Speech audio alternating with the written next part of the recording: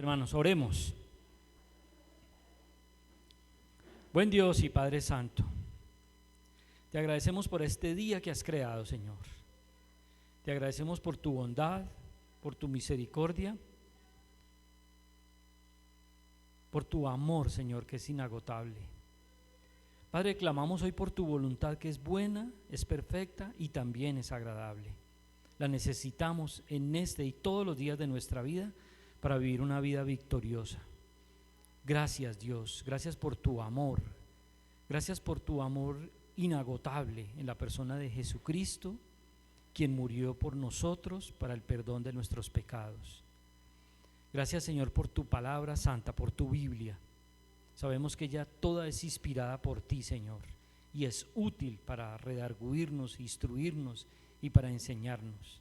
A eso hemos venido, Señor, a ser instruidos, redarguidos y enseñados por tu palabra.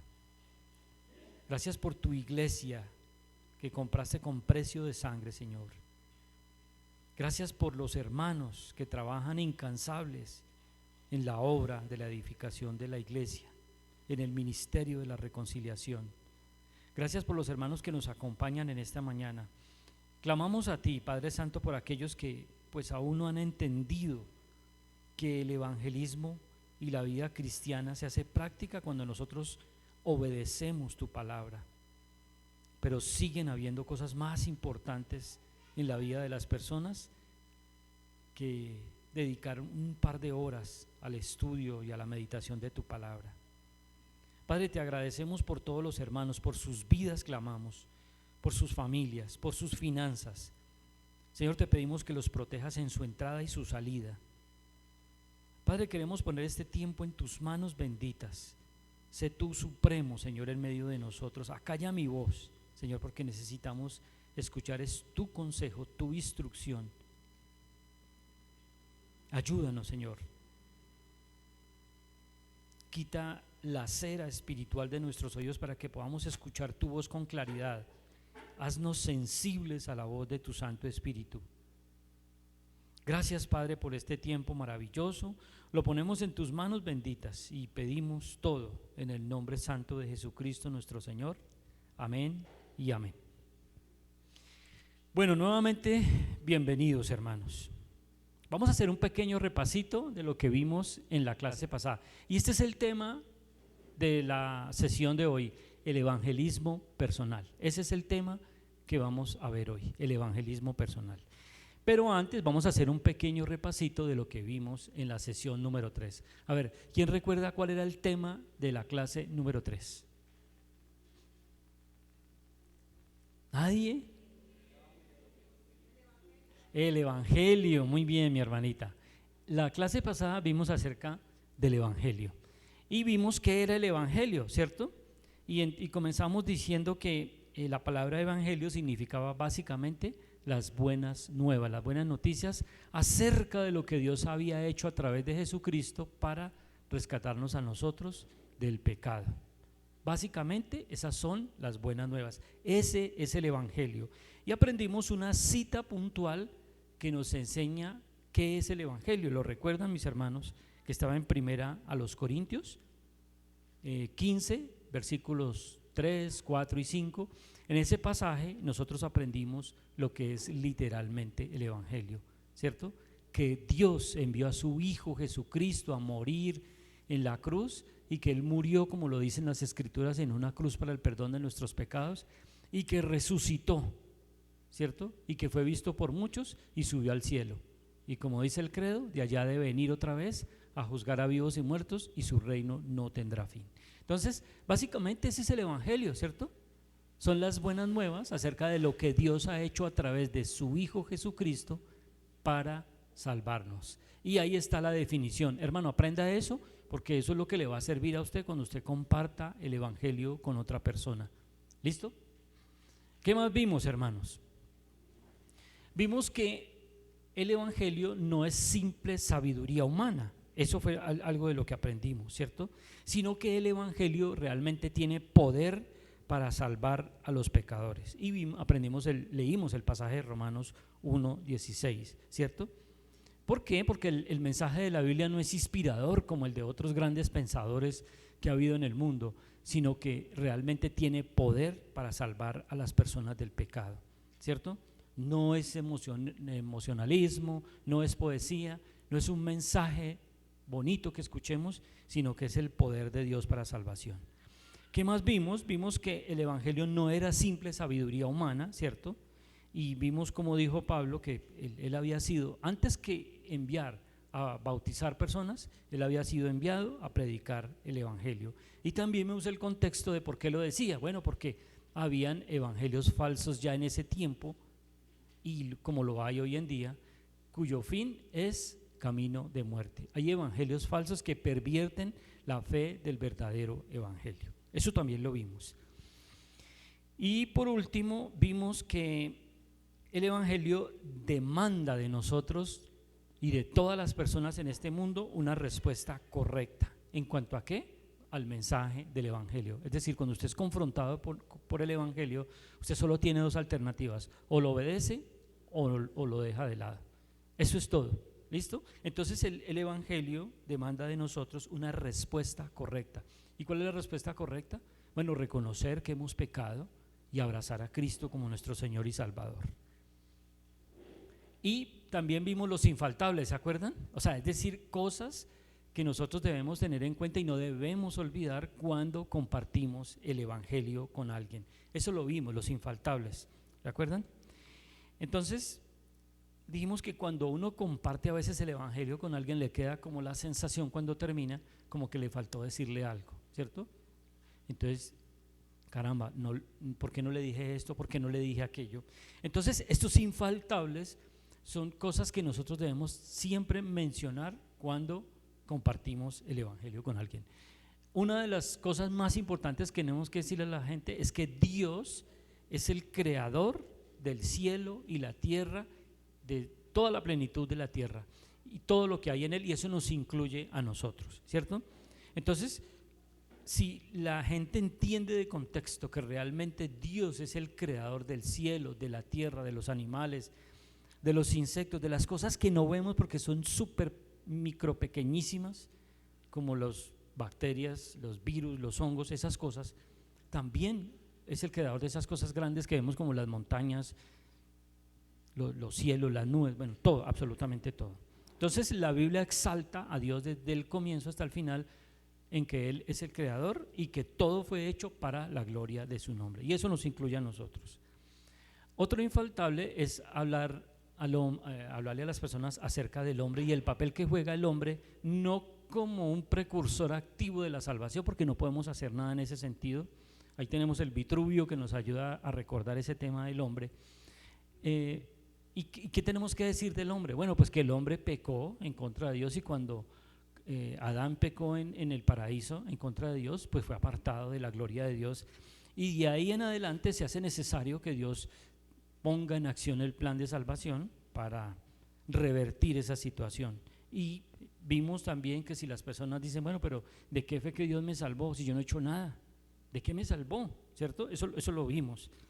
Entonces, nosotros debemos ir y contextualizar con lo que nos enseña la Biblia acerca de por qué el hombre necesita realmente la salvación bíblica, ¿cierto? Porque como dice Romanos, todos estamos separados de la gloria de Dios. Y dentro de ese infaltable del hombre, vimos dos cosas: que el hombre está atado a la esclavitud del pecado, y la segunda es que la ira y el juicio eterno de Dios están latentes, están ahí a la puerta para todo aquel que no lo reciba como su Señor y Salvador. Esas dos cosas vimos. Bueno, y finalmente vimos el tema del Señor Jesucristo, que realmente está en el primer orden, y Jesucristo pues hace evidente el evangelio cuando muere en la cruz por el pecador. Nuestro Señor Jesucristo murió y fue levantado de entre los muertos, ¿cierto? Y ahora es el Señor que se presenta a sí mismo como el Dios y Salvador. Y por último también vimos que nosotros debemos responder positivamente al mensaje del evangelio haciendo dos cosas: dejando el pecado, confesándolo, y digamos arrepintiéndonos y abandonando ese pecado. Básicamente Ese es el resumen de la sesión número 3. Y ahora vamos a meternos de lleno en la sesión número 4, que habla específicamente del evangelio, perdón, del testimonio personal. Hoy vamos a ver el testimonio personal.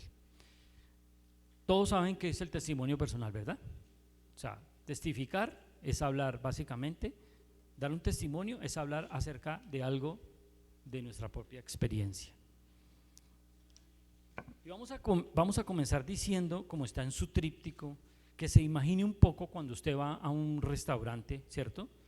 Todos hemos ido a un restaurante, al que sea, y usted va a un restaurante y usted ordena una comida, pero después que pasa un montón de tiempo, demasiado tiempo, usted ya está molesto y adicionalmente vienen y le traen un plato distinto al que usted pidió.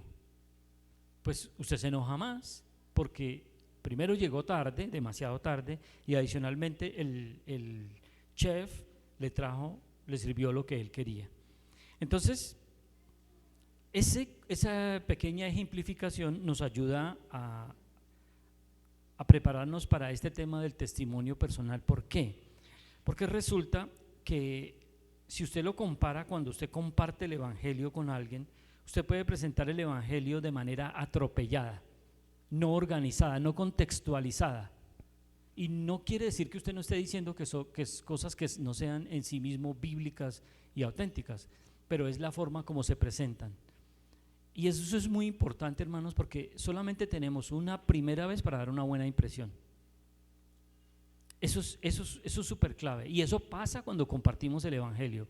Si usted tiene la oportunidad de compartir con alguien el evangelio y no es lo suficientemente claro, conciso y directo, perdió su oportunidad de compartirle a alguien el evangelio de manera organizada y consecuente. Entonces, ¿qué es lo ideal? Bueno, pues lo ideal es ser muy claro, y eso no quiere decir que usted hable mucho, ¿cierto? Que tenga una verborrea incontrolable ahí de palabras, sino que él diga con precisión lo que tiene que decir y en un orden ideal. Entonces, cuando comunicamos el evangelio, nosotros queremos intentar dejar en esa persona que nos está escuchando una comprensión de él, no más confundida de lo que estaba antes de que usted hablara, ¿cierto? Quizá pueda que quede con dudas, y eso está bien, porque esa duda es la salecita que le va a hacer ir a buscar lo que sigue, pero no dejarlo confundido, ¿cierto? Ese dicho maquiavélico del mundo de que confunde y reinarás no aplica para nada. Eso es animal, terrenal y diabólico, ¿cierto?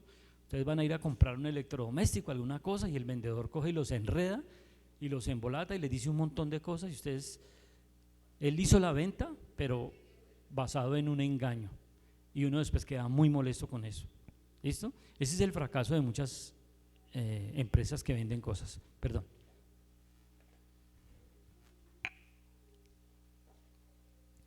Entonces, como ya vimos que el evangelio, ¿cierto?, son buenas noticias, vamos a ver esas buenas noticias de las que estábamos hablando, ¿cierto?, de las que habla la Biblia. Son unas buenas noticias que se diferencian mucho de las buenas noticias del mundo, porque nosotros recibimos buenas noticias, ¿cierto?, que nos hicieron un ascenso, que mi esposa quedó embarazada, bueno, no sé, recibimos muy buenas noticias, y esas son buenas noticias realmente, pero estas buenas noticias, ¿cierto?, son distintas porque tienen que ver directamente con nuestro destino eterno. O sea, esto ya es algo de marca mayor. Y lo primero que vamos a ver es que el evangelio tiene poder para salvarnos. Cuando nosotros hablamos, perdón, es que yo estoy siguiendo acá el volante equivocado. Cuando pensamos acerca de qué es nuestro testimonio personal, ¿cierto?, qué es lo que nosotros vamos a compartir con alguien, nosotros tenemos que pensar cómo eso que nosotros vamos a comunicar a otra persona, o sea, yo le voy a hablar del evangelio, pero yo voy a utilizar un vehículo para romper ese hielo y que esa persona me preste atención. Un elemento muy importante puede ser nuestro testimonio personal, ¿verdad? Pero nuestro testimonio personal tiene que ser de una manera muy clara y muy consistente para que lo que yo le vaya a compartir no se vaya a robar la atención del evangelio, ¿cierto?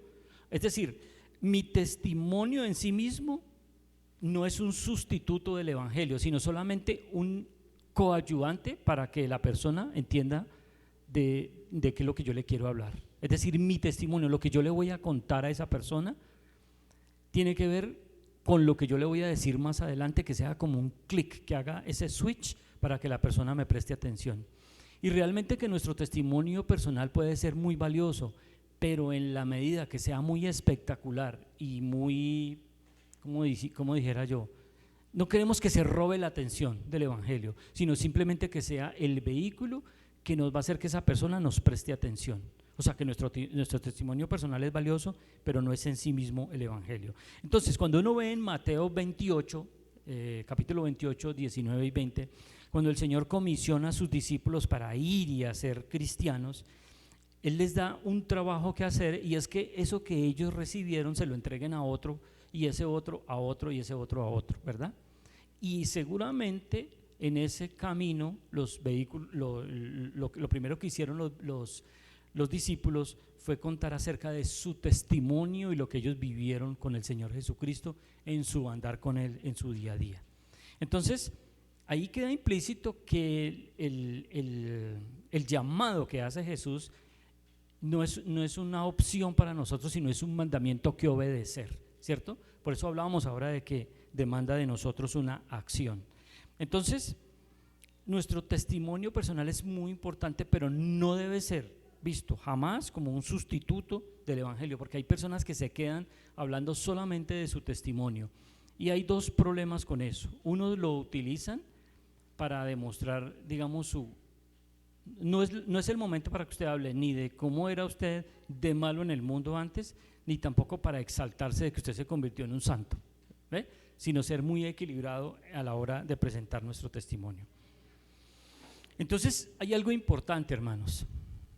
Ahí vemos el mandamiento en donde comienza todo en Mateo 28, 19, y cómo nosotros crecemos espiritualmente en la medida en que hacemos de ese mandamiento una realidad. Dale. Luego los discípulos reciben ese evangelio y comienzan a compartirlo con otros y echan mano de su testimonio personal, como ya lo dije, como un enlace. Pero tenemos que tener en cuenta que testificar de nosotros mismos no es evangelizar en sí mismo. Puede ser el momento oportuno para dejar a alguien listo para que reciba el evangelio, pero no es el evangelismo en sí mismo. Entonces, vamos a ir a Efesios 2. Acá hay una definición que es bueno que la tengan presente. El testimonio personal es la historia que usted le va a contar a alguien de cómo llegó a reconciliarse con Dios usando el evangelio, ¿verdad? Es decir, cómo recibió usted el evangelio usando su testimonio personal. Usted le va a contar a alguien cómo fue que usted finalmente prestó atención al evangelio de Jesucristo. De eso se trata el testimonio personal. Y hay algo muy claro: no necesariamente compartir nuestro evangelio, si no pasa a la etapa siguiente, constituye evangelismo en sí, porque podemos pensar, bueno, no, yo le compartí a alguien el evangelio. No, realmente usted le habló fue acerca de su testimonio personal, pero no le compartió el evangelio al final. Vamos a ver qué dice la Biblia. Acá está el hermano compartiéndonos la definición, ¿cierto? ¿Por qué? Porque cuando nosotros compartimos el testimonio personal con una persona, eso puede ser más bien una evidencia de lo que el evangelio ha hecho en mi vida y no en sí mismo el evangelismo. Así que la persona va a ver por su comportamiento lo que realmente el evangelio ha hecho en su propia vida. Entonces, es una evidencia, claro, porque nosotros andamos, y dice Pablo que somos una carta que está siendo leída permanentemente. Entonces, ahí está, hermanos. El evangelismo o el evangelio en nuestra vida demuestra esa realidad vívida del evangelio, aunque no sea el evangelismo en sí mismo. Entonces, vamos a ver, hermanos, 3 razones por las que nosotros debemos compartir el evangelio. Y la primera razón es para ayudar a nuestra propia inseguridad de miedo y duda al compartir el evangelio. Entonces, hermano, cuando usted comience a sentir inseguridad, nervios de compartir con alguien la palabra, ¿cierto? Es cuando nosotros comenzamos a dudar de que si Dios realmente tiene poder para salvar a una persona. Entonces, nosotros debemos recordar o traer a nuestra mente cómo es que Dios nos salvó a nosotros mismos. Y ahí comienza a activarse el testimonio personal que nosotros tenemos, digamos, fresco en nuestra mente y en nuestro corazón. Vamos a ver lo que dice Pablo en Efesios. Mire, Pablo en Efesios, en el capítulo 2, está explicándole a los hermanos de Éfeso cómo fue que él fue reconciliado por medio de la cruz de Cristo. Y él dice en el capítulo 2 y en el versículo 11, acuérdense de que en otros tiempos, ¿cierto?, los gentiles en cuanto a la carne, es decir, los que no son judíos, eran llamados incircuncisos por la llamada circuncisión hecha con mano de carne. Y él dice, en ese tiempo estaban sin Cristo, alejados de la ciudadanía de Israel y ajenos a los pactos de la promesa. ¿Cómo estaban? Sin esperanza y sin Dios en el mundo. Él echa mano de su testimonio personal diciendo, bueno, ¿cómo estábamos antes? Porque él se incluye, digamos, en esa explicación. Y es que nosotros estábamos perdidos, sin Dios y sin esperanza. Bueno, eso es lo primero por lo cual nosotros ayudamos con nuestro testimonio personal, recordando eso, para disipar esa duda y ese miedo que nos da, esa inseguridad. Porque ya vimos hace 8 días que realmente no es, lo que sentimos es como inseguridad de que pronto nos pregunten algo que nosotros no podemos saber. Pero solamente el recordar de dónde nos sacó el Señor nos va a ayudar en ese intento de comenzar a compartir el Evangelio. Otra cosa por la que es importante el Evangelio es para alentar a otros cristianos a compartir el Evangelio. Porque nosotros nos ponemos a hablar con los hermanos en la iglesia y es fácil contar de dónde venimos, qué nos gusta, qué hacemos y todas esas cosas. Pero que eso nos aliente, ese testimonio personal, a ir y compartir el Evangelio con alguien más, ¿cierto? Y ahí hay una pregunta para nosotros. ¿Conocemos la historia de los hermanos que están aquí con nosotros? ¿Cómo fue que ellos recibieron al Señor? ¿Usted se ha hecho esa pregunta alguna vez, hermano? O en sus charlas que tiene con los hermanos, alguna vez le dice, venga, ¿y usted cómo recibió el Evangelio, hermano? Nosotros hablamos de otras cosas, de ciclismo, de fútbol, yo no sé, pero nunca se nos ocurre preguntarle a alguien, ven, ¿y cómo fue que vos conociste el Evangelio? Eso es importante, hermanos. ¿Por qué? Porque eso nos ayuda a alentarlos en esa tarea. Vamos a mirar Deuteronomio y vamos a mirar el capítulo 8:13.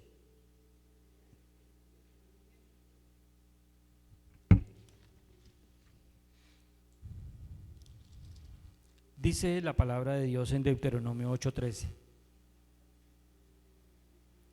No suceda que te comes, dice en el 12, y te sacies y edifiques casas buenas en que habites, y tus vacas y tus ovejas se aumenten, y tu plata y tu oro se multiplique, y todo lo que tuvieres se aumente, y se enorgullezca tu corazón, y te olvides de Jehová tu Dios, que te sacó de la tierra de Egipto de servidumbre. Hermanos, Dios nos sacó de ahí, y eso debe alentarnos a nosotros, decir, compartir el Evangelio con nuestro testimonio personal y decir, mire, realmente el Señor me sacó a mí de una condición terrible. Este versículo de Deuteronomio le está exhortando Moisés al pueblo diciéndole, mire, no olviden de dónde lo sacó Dios a ustedes. Y eso es para nosotros, de dónde nos sacó el Señor.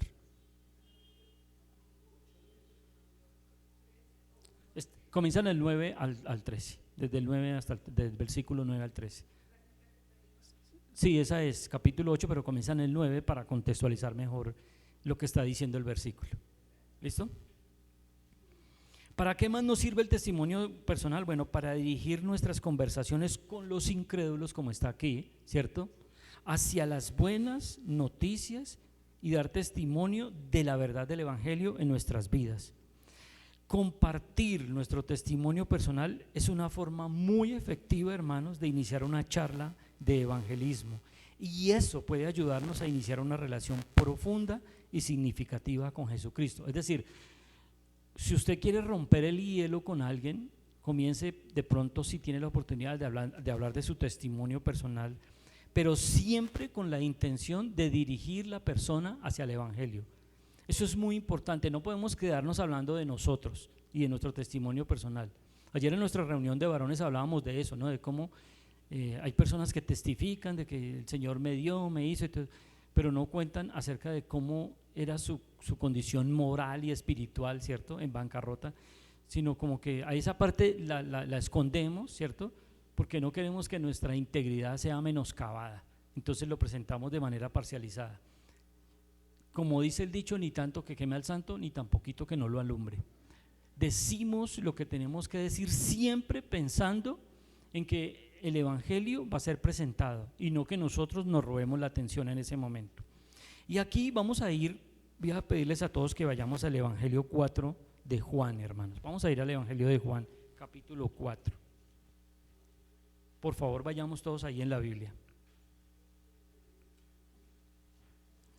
En este pasaje de Juan 4, hermanos, nosotros encontramos una historia increíble, y es la historia de nuestro Señor Jesucristo hablando con la mujer. Y hace unos domingos atrás el pastor nos compartió amplia y suficientemente este pasaje. ¿Lo recuerdan? Hablamos acerca de cómo fue ese encuentro y qué fue lo que el Señor le dijo y cómo fue que respondió esta mujer al mensaje del evangelio. Entonces vamos a mirar solo algunos apartes de lo que nos enseña este contexto, este pasaje, ¿cierto? Vamos a mirar primeramente el versículo 7. Vino una mujer de Samaria a sacar agua y le dijo a Jesús, dame de beber. Y Jesús le dijo, dame de beber. Porque sus discípulos habían ido a comprar algo para comer y él se quedó allí, ¿cierto? Y ella le dice, ¿cómo tú siendo judío me pides a mí de beber, que soy mujer samaritana? Porque sus judíos y samaritanos no se trataban entre sí. Y el Señor le dice, si conocieras el don de Dios y quién es el que te dice, dame de beber, tú le pedirías y él te daría agua viva. Y aquí comienza a entablar una charla entre Jesucristo, nuestro Señor, y esta mujer, ¿cierto? Ella comienza a hacerle unas preguntas porque ya no entiende quién es él, y él comienza a hablar con ella y a hacerle caer en cuenta de su realidad y de su pecado, ¿cierto? Entre esas cosas que le dice en el versículo 13, le dice, cualquiera que bebiere de esta agua volverá a tener sed, mas el que beba del agua que yo le daré no tendrá sed jamás, sino que el agua que yo le daré será en él una fuente de agua que salte para vida eterna. Y esa es la puerta de entrada al evangelio que el Señor hace. Ahora, vamos a saltarnos por tema de tiempo al versículo número 39, ¿cierto? Mire lo que dice el versículo 39, después de que el Señor termina de hablar. Y muchos de los samaritanos de aquella ciudad creyeron en él por la palabra de la mujer. Es decir, que ella recibió el mensaje del Señor y fue y dio su testimonio. Ese pasaje nos está hablando del testimonio personal de esta mujer. Pero claramente el caso de ella es un caso único y excepcional porque ella recibe el evangelio e inmediatamente va y lo comparte. Ese puede tomarnos en nuestra vida, no sé, años quizá, no sé, meses, pero aquí sucede inmediatamente. Ella recibe el evangelio y tiene el impacto directo del Señor y ella va y da su testimonio por la palabra de la mujer que daba testimonio diciendo, me dijo todo lo que he hecho. Es decir, este hombre ya no había entendido que era su Señor y su Salvador, me ha hecho caer en cuenta de mi pecado, de mi necesidad de salvación, ¿cierto? Y me ha compartido el evangelio. Entonces aquí en este versículo ella después de ese encuentro hace dos cosas que son muy importantes y que nosotros debemos hacer en el tema de nuestro evangelismo personal. Lo primero es testificar a otros de esa experiencia con Cristo. Entonces ya lo dijimos, nuestro testimonio personal demuestra la evidencia de lo que ha hecho ese evangelio en nuestras vidas. No es el evangelio en sí, es mi testimonio, pero es la evidencia que los demás ven en mí de lo que ha hecho el evangelio. Entonces ella hace algo muy importante, aquí está, mis hermanos. Primero va y testifica, es decir, que hay un testimonio directo, ¿cierto? Y hay un detalle ahí, dice que el hecho de que la mujer dejara lo que llevaba, que era su jarro para traer agua. Es decir, a ella la mandaron a hacer una tarea que era súper importante, eso no era una cosa menor, es decir, ir y traer agua. Y un cántaro, eso no es como usted ahorita que vaya allí y compra otro, si se perdió un balde usted va y compra otro, de pronto no es muy costoso y rapidito. No, eso era algo muy valioso y ella simplemente lo dejó, abandonó todo. Y esa debe ser la respuesta nuestra cuando conocemos al Señor, dejar lo que estamos haciendo en nuestra vida pasada y responder de inmediato de manera positiva al Evangelio. Entonces ella deja su jarra, ¿cierto? Y habla de su asombro ante esa omnisciencia, ese conocimiento de Jesús acerca de su vida. Y va y le comenta a otras personas acerca de lo que ella, de la forma como fue impactada con ese Evangelio. Entonces ahí vemos su respuesta, ¿cierto? Ella va y busca a la gente de su pueblo y les cuenta todo lo que Jesús le compartió y les cuenta todo lo que le acaba de pasar. Y cuando vuelve a la ciudad, ella le comparte a esas personas que la conocen perfectamente y que saben que su testimonio tiene validez porque sabían qué tipo de persona era, ¿verdad? Entonces, claro, las personas que nos han conocido a nosotros en el pasado, cuando nosotros damos testimonio de nuestra vida, nos van a creer por dos cosas: por lo que les decimos y por la forma como nosotros nos comportamos. Es decir, que el Evangelio es una realidad, como dice ahí, es una evidencia de que verdaderamente tiene poder para salvarnos. Y lo segundo que hace es que ella los dirige a Jesús, ¿lo ve? Después de testificarles acerca de su experiencia, ella los conduce hasta el Señor Jesús y los lleva de vuelta al pozo donde Él está, ¿cierto? Y el testimonio de estos samaritanos pues ratifica el hecho de que le han creído a ella lo que ha dicho, porque dice: ya no solamente creemos por lo que tú has dicho, sino que nosotros mismos hemos oído y sabemos que este es el Cristo, el Salvador del mundo. ¿Lo vieron? Entonces esta mujer hizo dos cosas importantes. Primero, testifica, da un testimonio veraz, y eso es otra cosa importante, hermanos. Cuando nosotros compartamos el Evangelio, hermano, no le agregue cosas a lo que usted tenga que decir de su testimonio de salvación. Mejor dicho, no invente cosas. Nosotros no le podemos hacer un favor a Dios, hermanos, así no funciona. Usted diga lo que es, sin más y sin menos, y el Señor va a hacer el resto. Él no necesita nuestra ayuda. Entonces ella va y les testifica de lo que le pasó en su encuentro con el Señor y luego los dirige hacia Él. Y ahí vemos la respuesta. Ellos dicen: pues bueno, ya no solamente creemos por lo que tú dices, sino que nosotros mismos lo hemos podido comprobar.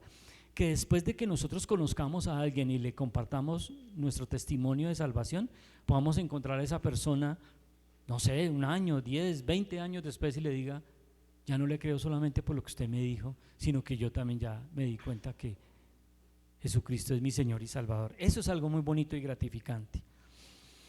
Entonces, nuestro testimonio en sí mismo, ¿cierto?, no es lo que trae a alguien al Evangelio, sino que nos ayuda para que podamos hacer ese trabajo y romper esa barrera que a veces es difícil, ¿cierto?, de explicarle a alguien el Evangelio.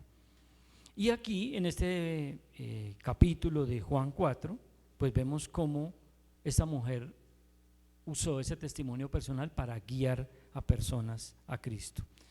Sin embargo, pues ella tuvo una oportunidad increíble porque ella sí tenía al Señor ahí mismo en ese momento para llevarlo a Cristo. Nosotros no tenemos esa oportunidad, ¿cierto?, porque el Señor está en el cielo, pero sí tenemos ese encargo, esa tarea, ese mandamiento de hacer evangelismo personal, de evangelizar. Miren, hermanos, algo muy importante: la iglesia en sí misma no fue puesta para evangelizar, y no estoy loco lo que estoy diciendo, hermanos. La iglesia está puesta para discipular a las personas. Ustedes ya fueron evangelizados y están siendo discipulados acá, lo mismo que yo. Pero el trabajo de evangelizar es afuera en la calle y tenemos que hacerlo. Y esto que estamos recibiendo no es solamente conocimiento para llenar ahí nuestro librero mental de un montón de información, sino que el Evangelio se vuelve real cuando nosotros vamos y lo echamos a andar, lo ponemos en acción, ¿cierto? La iglesia en sí misma no está puesta para evangelizar, está puesta para discipular a los que han sido evangelizados allá afuera, y esa es la tarea que nosotros tenemos que hacer. ¿Listo? Bueno, mis hermanos, con eso terminamos la sesión 4. Vamos a ir a los grupos. Ahí hay una tarea en su tríptico que vamos a desarrollar. Si todo lo tienen o a alguien le falta. Por favor, organicémonos ya mismo en los grupos en que estamos. Tenemos aproximadamente 15, 20 minutos para desarrollar el taller.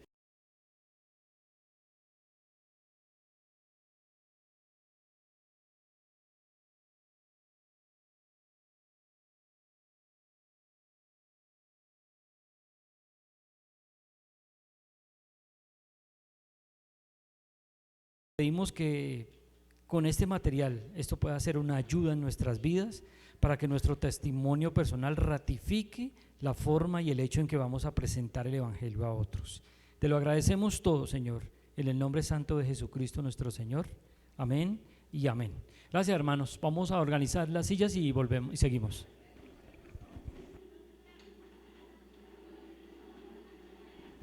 Hola, hola.